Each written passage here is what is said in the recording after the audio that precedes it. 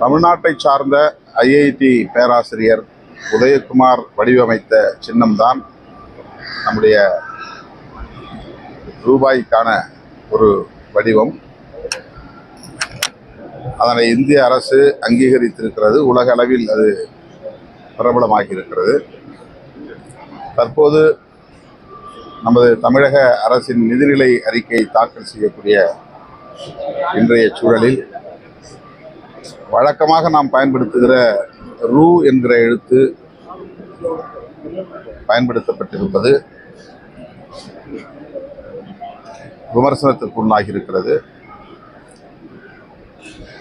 எந்த அடிப்படையில் பயன்படுத்தப்படுகிறது அல்லது அந்த இந்திய அரசால் அங்கீகரிக்கப்பட்ட வடிவத்திற்கு எதிராக பயன்படுத்தப்படுகிறதா என்ற சந்தேகத்தை எழுப்பியிருக்கிறதே தவிர இன்னும் அதிகாரபூர்வமாக யாரும் அப்படி சொன்னதாக தெரியவில்லை. இது ஏற்கனவே நாம் பயன்படுத்தி வருகிற ஒன்றுதான். ரூ என்பது ரூபாய் என்பதன் சுருக்கம். பொதுவாக ரகரத்தில் தமிழ் எழுத்து தொடங்காது. அதனால் தமிழ்படுத்துகிற போது முன்னால் உகரம் ஊ போட்டு ரூ போடுவது வழக்கம்.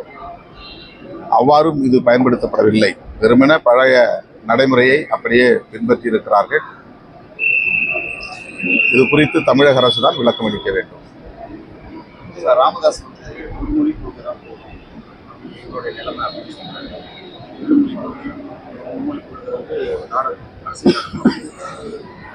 ஒரு மொழி கொள்கை அப்படிங்கிறது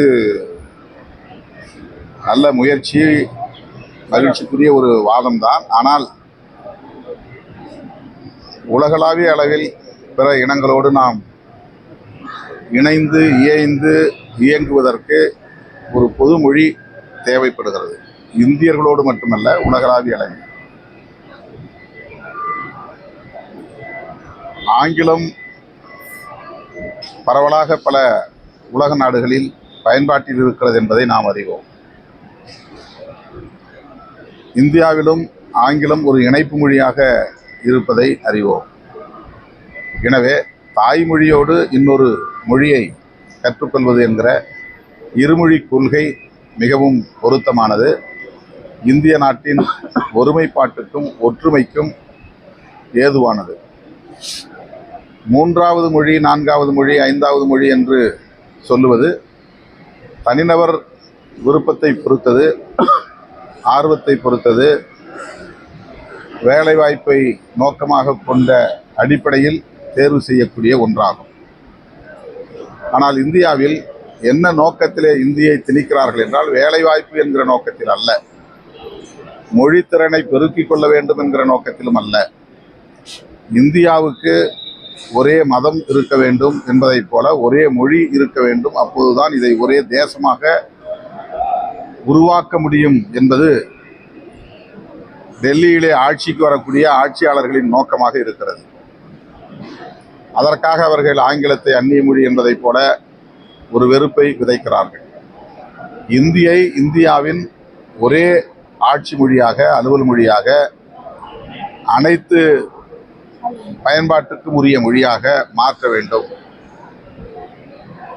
இந்தியாவின் ஒரே மதம் இந்து மதமாகவும் ஒரே மொழி இந்தி மொழியாகவும் மாறும்போதுதான் நாம் ஒரே இந்திய உணர்வுள்ளவர்களாக, இந்தியர்களாக மாற முடியும் என்ற கணக்கில் அவர்கள் இதை செய்கிறார்கள்.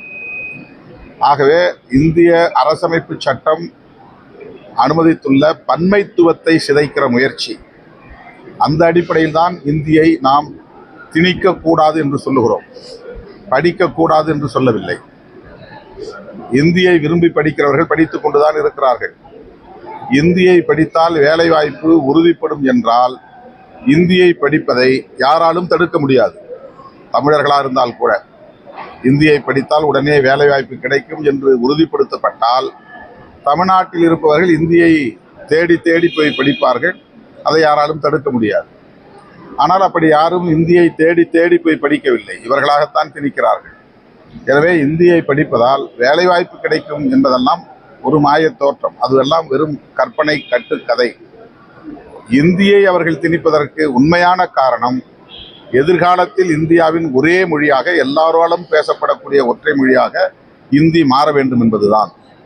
மத்திய பிரதேசம், உத்தரப்பிரதேசம், ராஜஸ்தான் போன்ற அந்த மத்திய பகுதியில் உள்ள மாநிலங்களில் தாய்மொழியை கடுமையாக சிதைத்து விட்டார்கள். அந்த பூர்வீக குடிமக்களின் தாய்மொழி சிதைக்கப்பெற்று அவர்கள் மீதும் இந்தி திணிக்கப்பெற்று இன்றைக்கு 9 மாநிலங்கள் இந்தியை பேசக்கூடிய மாநிலங்களாக மாற்றியிருக்கிறார்கள். அதை போல எல்லா மாநிலங்களிலும் மாநிலங்களையும் இந்தி பேசும் மாநிலங்களாக மாற்ற வேண்டும் என்பது அவர்களின் நோக்கம். இந்த நோக்கத்தை, ஆதிக்க போக்கை நாம் எதிர்க்கிறோம். ஆனால் தமிழ்நாட்டை சார்ந்த பாரதிய ஜனதா கட்சி தலைவர்கள் ஏதோ அது தேவாமிர்த மொழி என்பதைப் போலவும், அது கிடைத்தற்கரிய ஒரு மொழி என்பதைப் போலவும், அதை படித்தால்தான் எல்லா வாய்ப்புகளும் கிட்டும் என்பதைப் போலவும் ஒரு தவறான சித்தரிப்பை உருவாக்குகிறார்கள்.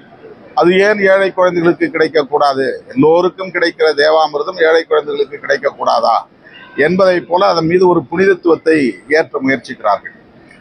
இதுதான் அரசியல் ஆதாயம் தேடுகிற முயற்சி. நம்முடைய எதிர்ப்புக்கு காரணம், இந்தியாவின் ஒற்றை மொழியாக இந்தியை ஆக்குவதை ஏற்க மாட்டோம். யார் மீதும் திணிக்கக்கூடாது, ஆதிக்கம் செலுத்தக்கூடாது, பன்மைத்துவம் பாதுகாக்கப்பட வேண்டும். இந்த அடிப்படையில் தான் இந்தியை எதிர்க்கிறோம்.